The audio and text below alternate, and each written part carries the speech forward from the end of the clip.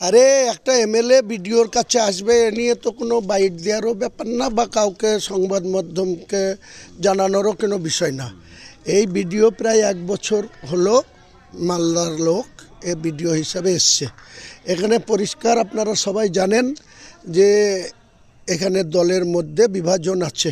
MLA তার যোগ্য সম্মান এখানে পাওয়া যায় না। এটা একাধিকবার রাজ্য শিরোনামেও এসছে। গত ত্রিস্তর পঞ্চায়েত নির্বাচনের টাইমে যারা এখানে নেতৃত্ব দিয়েছে বা ব্লক সভাপতির দায়িত্ব নিয়ে যারা পঞ্চায়েত নির্বাচনে পঞ্চায়েতের টিকিট বিক্রি করেছিল সবাই জানে।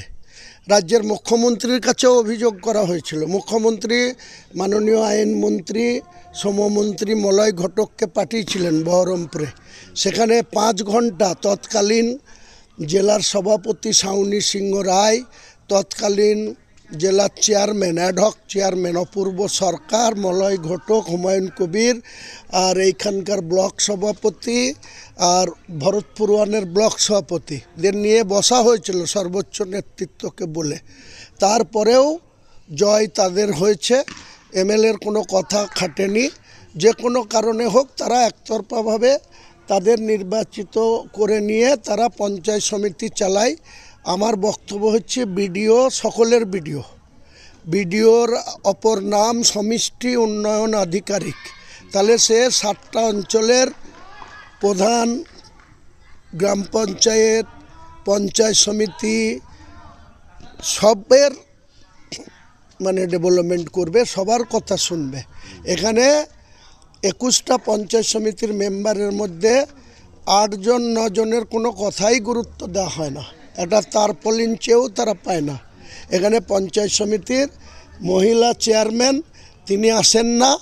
বিডিও আর তিনার হাজব্যান্ড, ওই মালিহাটি অঞ্চলের প্রধান মহিলা তার হাজব্যান্ড, সালারের প্রধান মহিলা তার হাজব্যান্ড, তারাই এখানে বিডিওর সঙ্গে দোস্তি করে মানুষের উপরে অন্যায় অত্যাচার বলডুজার চালাচ্ছে। এমনকি আমাদের কাছে অভিযোগ আছে যে একটা ওয়ারিশ সার্টিফিকেট চাইতে গেলেও টাকা ছাড়া একটা ওয়ারিশ সার্টিফিকেট, লিগেল ওয়ারিশ সার্টিফিকেটও ইস্যু হয় না।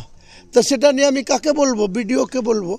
অথচ 6টা প্রধান আর পঞ্চায়েত সমিতি এইভাবে চলছে। একটা প্রধান আছে বাইরে টিয়া, সেখানে বিজেপির প্রধান। আর আমার অনুগামী বলুন আর আমার সঙ্গে ভোটে টিকিট না দিতে পেরে কিছু লোককে নির্দলে লড়িয়েছিলাম। সেই নির্দলের জিতা একজন উপপ্রধান। ওই সালু অঞ্চলেও দেখবেন, ওই শিমুলিয়া অঞ্চলেও উপপ্রধান যে আছে সে নির্দলে জেতা। তেমনি টিয়াতেও যে উপপ্রধান আছে টুলু মোল্লা, সে নির্দলে জেতা। তাহলে তারা নর্মাল কোর্সে তাদের একটা ফেরিঘাটের ইজারা দেওয়ার বা ডাক দেওয়ার ডেট ছিল 4 এবং 5, 4/12, 5/12 বেলা 2টো পর্যন্ত সময় ছিল। এটা এদের চিরাচরিত অভ্যাস। এই অভ্যাসের বিরুদ্ধে আমি কোনো কথা বলতে চাই না। এটা গোটা বাংলার লোক জানে যে 2023 সালের নির্বাচনের টাইমে এমএলএ ন্যূনতম সম্মান তারা দেয়নি। এর জন্য জেলার সাংগঠনিক সভাপতি, জেলার চেয়ারম্যান তাদের মদতে, নাহলে একটা ব্লক সভাপতি আপনারা দেখেছেন ভরতপুরেও যে নজরুল ইসলাম টার্জেন, তারা আমার গলায় জুতোর মালা দিয়ে আমার কুশপত্রিকা পুড়িয়েছে কি পুড়ায়নি?